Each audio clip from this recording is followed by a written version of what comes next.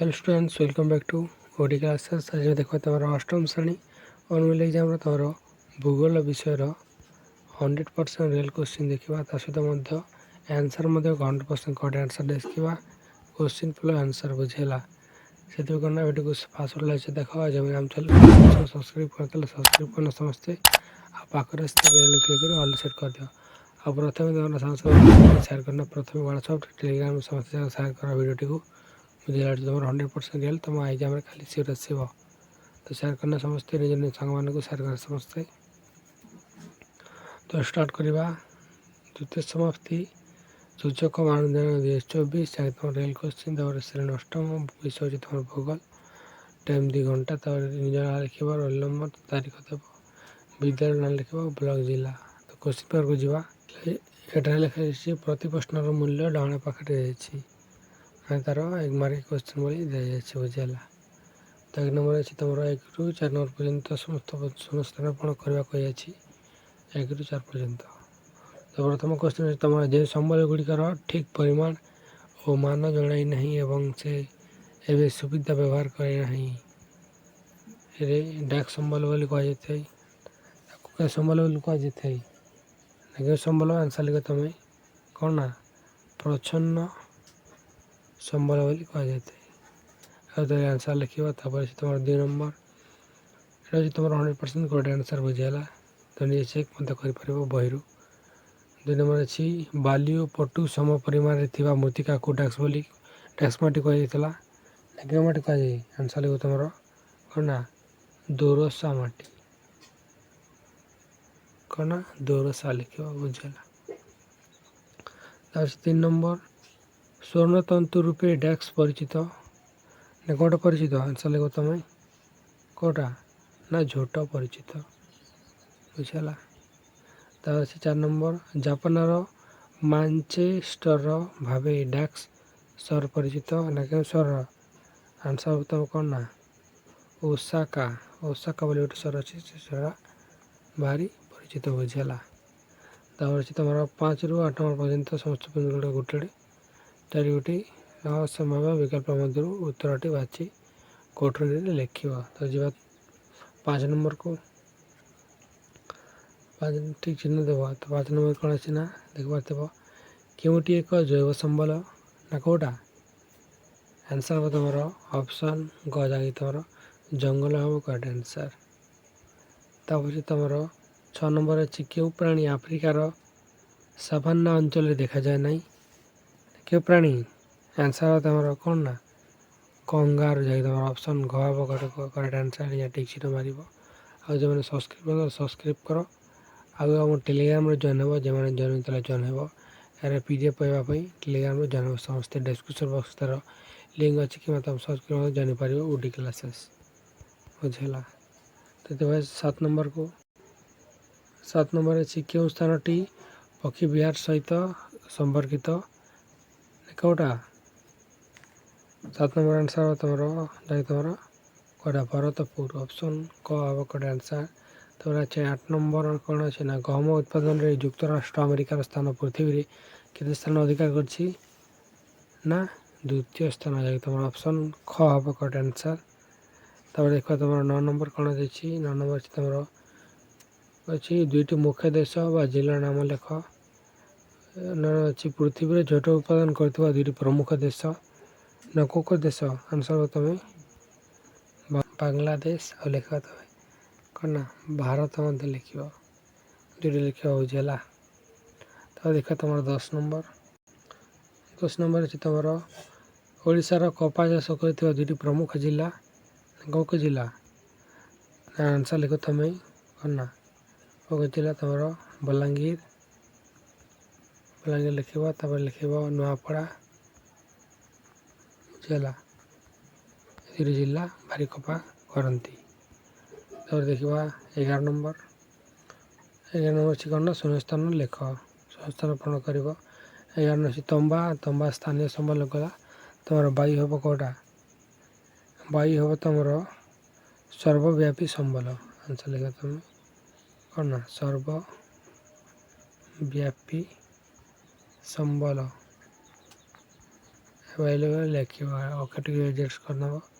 ତାପରେ ଅଛି 12 ନମ୍ବର ଗିର ଜାତୀୟ ଉଦ୍ୟାନ ତମର ସିଂହ। ତାପରେ ଅଛି ତମର କାଜିରଙ୍ଗା ଜାତୀୟ ଉଦ୍ୟାନ କ'ଣ ହେବ ଆନ୍ସର୍ ଲେଖିବ ତମେ କ'ଣ ନା ଏକ ସିଂହ ଥିବା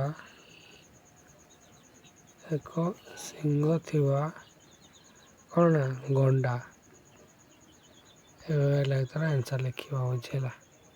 ତାପରେ ଅଛି 13 ନମ୍ବର ମାଂସ ବ୍ୟବସାୟ କେନ୍ଦ୍ର ତାପରେ ଯିବ ଶିକୋଗା। ତାପରେ ଅଛି ତୁମର କପା ବ୍ୟବସାୟ କେନ୍ଦ୍ର କେଉଁଟା ଯିବ ନା ଆନ୍ସର୍ ତମେ କେଉଁଟା ନା ମେମ୍ଫିସ୍ ବୋଲି ଗୋଟେ ଜାଗା ଅଛି ବୁଝିଲା।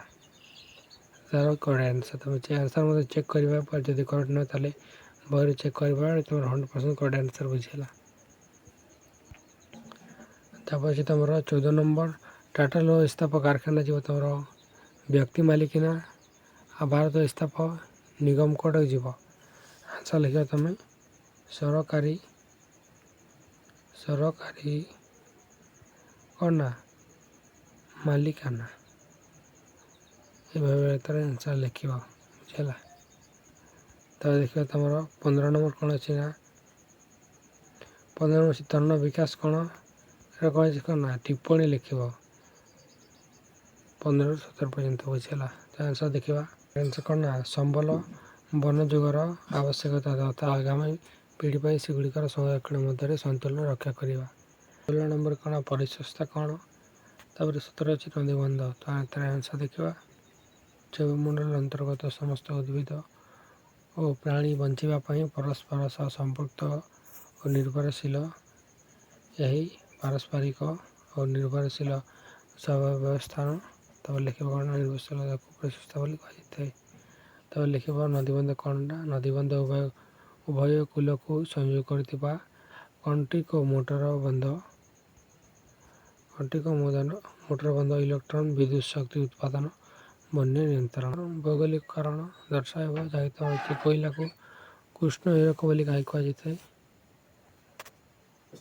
ତାର ଆନ୍ସର୍ ଦେଖିବା ଘରୋଇ ଜାଳେଣୀ ଲୌହ ଇସ୍ପାତ ଶିଳ୍ପ ବାଷ୍ପଜନିତ ଇଞ୍ଜିନ୍ ବିଦ୍ୟୁତ୍ ଶକ୍ତି ଉତ୍ପାଦନର ଇନ୍ଧନ ଏହାର ଉପଯୋଗିତା। ତାର ଆନ୍ସର୍ ଦେଖିବା। ତାପରେ ଦେଖିବା 19 ନମ୍ବର ଅଛି ଅହମ୍ମଦାବାଦକୁ ଭାରତର ମାଞ୍ଚେଷ୍ଟର ବୋଲି କୁହାଯାଇଥାଏ ଉତ୍ତର ଲେଖିବ। ତାପରେ ଅଛି 20 ନମ୍ବର ଯୁକ୍ତରାଷ୍ଟ୍ର ଆମେରିକାର କୃଷି ଓ ଶିଳ୍ପ ରୂପେ ଗଣନା କରାଯାଇଥାଏ ଆନ୍ସର୍ ଦେଖିବା। ତ ସେଇଟା 19ର ଆନ୍ସର୍ ଆଉ 20ର ଆନ୍ସର୍ ଦେଖିନ କିମ୍ବା ସ୍କ୍ରିନ୍ସଟ୍ ନେଇପାରିବା ଭିଡ଼ିଓକୁ ଷ୍ଟପ୍ କରିକି। ତାପରେ ଦେଖିବା 21 ପାର୍ଥକ୍ୟ ଦର୍ଶାଅ 21 ନମ୍ବର ଅଛି ପ୍ରଶ୍ନ ନମ୍ବର 21ରୁ 23 ପର୍ଯ୍ୟନ୍ତ ଲେଖିବ। ତମର ପାର୍ଥକ୍ୟ ଅଛି ନିରକ୍ଷୀୟ ଅରଣ୍ୟ କ୍ରାନ୍ତୀୟ ଅରଣ୍ୟ। ତାର ଆନ୍ସର୍ ଦେଖିବା ଆନ୍ସର୍ ଅଛି ନିରକ୍ଷୀୟ ଅରଣ୍ୟରେ ଲେଖିବ ବିଷୁବରେଖା ଉଭୟ ପାର୍ଶ୍ୱରେ 5 ଡିଗ୍ରୀ ଓ ଉତ୍ତର 5 ଡିଗ୍ରୀ ଦକ୍ଷିଣ ଅକ୍ଷାଂଶ ମଧ୍ୟରେ ଉତ୍ତାପ ଓ ଜଳର ପ୍ରଚୁର ହେତୁ ସୃଷ୍ଟି ହେଉଥିବା ଚିରହରିତ ଅରଣ୍ୟ। ତାପରେ ଲେଖିବ କ୍ରାନ୍ତୀୟ ଉଭୟ ଗୋଲାର୍ଦ୍ଧରେ 5 ଡିଗ୍ରୀରୁ 25 ଡିଗ୍ରୀ ଅକ୍ଷାଂଶ ମଧ୍ୟରେ ଅବସ୍ଥିତ ଅଞ୍ଚଳରେ ଦେଖାଯାଉଥିବା ପୂର୍ଣ୍ଣମୋଚୀ ଅରଣ୍ୟ ବା ସମୟ ଅରଣ୍ୟ ବୋଲି କୁହାଯାଇଥାଏ। ତାପରେ ଦେଖିବ 22 ନମ୍ବର। ତାପରେ 34 ନମ୍ବର 22ରୁ 37 ନମ୍ବର ପର୍ଯ୍ୟନ୍ତ କ'ଣ ନା ଆମ ଟେଲିଗ୍ରାମରେ ତାର ଆନ୍ସର୍ ପ୍ରୋଭାଇଡ଼ କରାଯିବ। ଯେଉଁମାନେ ଜଏନ୍ ଥିଲେ ଜାଣିଯିବ ଡିସ୍କ୍ରିପ୍ସନ୍ ବକ୍ସରେ ଟେଲିଗ୍ରାମ ଲିଙ୍କ୍ ଅଛି ଜଏନ୍ ହେବ ସମସ୍ତେ। ତ 28 ନମ୍ବର ସେଟା ତୁମକୁ 22ରୁ କ୍ୱେଶ୍ଚିନ୍ ପ୍ଲସ୍ ଆନ୍ସର୍ ତୁମର 27 ମିଳିଯିବ ବୁଝିଲା। ତାପରେ 34 ନମ୍ବର ଗଙ୍ଗୀୟ ସମତଳ ଭୂମିର ଜନସଂଖ୍ୟାର ଘନତ୍ୱ କାହିଁକି ଅଧିକ ତାର ଆନ୍ସର୍ ଦେଖିବା। ଆନ୍ସର୍ ହେବ ତୁମର ଏହା ଏକ ସମତଳ ଅଞ୍ଚଳ। ତାପରେ ଏଠାରେ କୃଷି କାର୍ଯ୍ୟ ଶିଳ୍ପାୟନ ତଥା ବିଭିନ୍ନ ସେବା କାର୍ଯ୍ୟ ପାଇଁ ଅସୁବିଧା ଅଛି। ତାପରେ ଲେଖିବ ଯାତାୟାତ ଏବଂ ଗମନାଗମନ ସୁବିଧା ମଧ୍ୟ ଅଛି। ତାପରେ ଦେଖିବା 29। ତାପରେ 29 ନମ୍ବର ତୁମ ଅଞ୍ଚଳରେ ଶିଳ୍ପ ଦୁର୍ଘଟଣାକୁ ହ୍ରାସ କରିବା ପାଇଁ ତୁମକୁ ଏସବୁ ପଦକ୍ଷେପ ନେବ। ତ ଆନ୍ସର୍ ଦେଖିବା 1 ନମ୍ବର ଅଛି ତୁମର 5ଟି ପଏଣ୍ଟ ଲେଖିବ ଶିଳ୍ପାୟନକୁ ଘନ ଜନବସତି ଠାରୁ ଦୂରରେ ସ୍ଥାପନ କରାଯିବ। 2 ନମ୍ବର ପଏଣ୍ଟ ଅଛି କାରଖାନା ନିକଟବର୍ତ୍ତୀ ଅଞ୍ଚଳରେ ବାସ କରୁଥିବା ଲୋକଙ୍କୁ ଶିଳ୍ପରେ ବ୍ୟବହୃତ ଓ ଉତ୍ପାଦିତ ବିଷାକ୍ତ ପଦାର୍ଥର ସଂରକ୍ଷଣ ଓ ଏହାର ପ୍ରକୋପର ସମ୍ପର୍କିତ ସଚେତନତା। ତା'ପରେ 3 ନମ୍ବର ଅଗ୍ନି ନିର୍ବାପନ ବ୍ୟବସ୍ଥା ଓ ତତ୍ ସମ୍ପର୍କିତ ସଚେତନତା। ତା'ପରେ 4 ନମ୍ବର ବିଷାକ୍ତ ପଦାର୍ଥର ଭଣ୍ଡାରକୁ ସୀମିତ କରିବା। 5 ଅଛି ଶିଳ୍ପ ସଂସ୍ଥାରେ ହଠାତ୍ ପ୍ରଦୂଷଣରେ ହେଲେ ଏହାର ଅପସାରଣରେ ଓ ରକ୍ଷାର ପାଇବାର ଉପାୟ। ତା'ପରେ ଅଛି ଆବଶ୍ୟକ ସ୍ଥଳେ ଉତ୍ତର ଯଥାର୍ଥକୁ ଦେଖି ନମ୍ବର ଦେବେ। ତା'ପରେ ଦେଖିବା 30 ନମ୍ବର। ତା'ପରେ 30 ନମ୍ବର ଅଛି ପ୍ରଦତ୍ତ ଚିତ୍ରକୁ ଅନୁଧ୍ୟାନ କରି ନିମ୍ନରେ ଦିଆଯାଇଥିବା ପ୍ରଶ୍ନର ଉତ୍ତର ଦିଅ। ଚିତ୍ରକୁ ଦେଖି ତା'ର ଆନ୍ସର୍ ଦେବାକୁ କୁହାଯାଇଛି। କରେ ଅଛି ଏହି ଚିତ୍ରକୁ ଆମେ କ'ଣ ବୋଲି କହିବା ନା କ'ଣ ବୋଲି କହିପାରିବା? ଆନ୍ସର୍ ଲେଖ ତମେ ଜନସଂଖ୍ୟା ପିରାମିଡ଼ ବୋଲି କହିପାରିବା। ବୁଝିଗଲା? ଆଉ ଏଥିରେ ଆନ୍ସର୍ ଲେଖାଯାଏ। ତା'ପରେ ଦେଖିବା ତମେ ଖ ନମ୍ବର କ'ଣ ଅଛି ନା ଉକ୍ତ ଚିତ୍ରରେ 70ରୁ 74 ବର୍ଷ ବୟସ୍କ ଶ୍ରେଣୀକୁ କେଉଁ ଶ୍ରେଣୀ ଦର୍ଶାଯାଇଛି? ନା କେଉଁ ଶ୍ରେଣୀ? ଆନ୍ସର୍ ଲେଖିବ ତମେ ଉପର ଶ୍ରେଣୀ।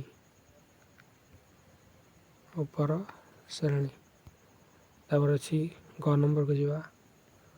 ତା'ପରେ ଅଛି ଘ ନମ୍ବର 25ରୁ 29 ବୟସ୍କ ପୁରୁଷଙ୍କ ସଂଖ୍ୟା ପ୍ରାୟ କେତେ ଶତକଡ଼ା? ନା କେତେ ଶତକଡ଼ା? ଆନ୍ସର୍ ଲେଖିବା 4%। ତା'ପରେ ଦେଖିବା ଘ ନମ୍ବର।